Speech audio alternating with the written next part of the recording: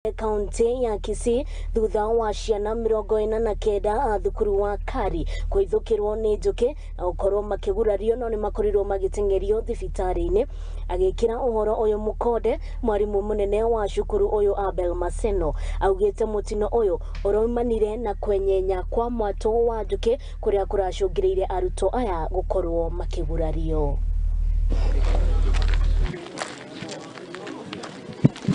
It was at around 1:30 when the children were out for lunch.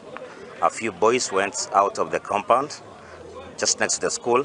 We have a dumping site there. They went to look for loquats. When they touched on the loquats, unfortunately there were bees there that landed on them, and the kids ran to school for protection.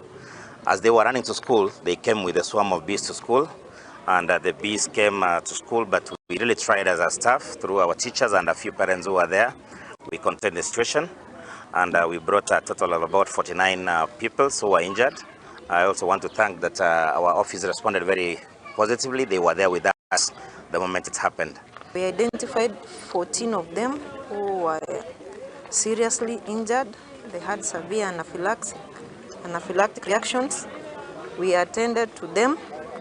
They are now stable, and the rest 35. And the rest of the 35 were very stable. They have been discharged home on oros. The 14 have stabilized very well. We are planning to release them home anytime from now. Seemingly there is some danger around the school because of that dump site.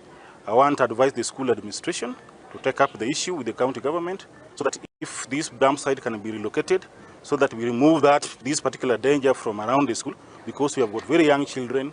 You can see the bees were disturbed by bigger boys, but finally the younger boys are the ones who suffered, and girls. So I want to request that they look at this issue. Otherwise, the whole situation has been arrested, and you can see now we want to transport the children back to school.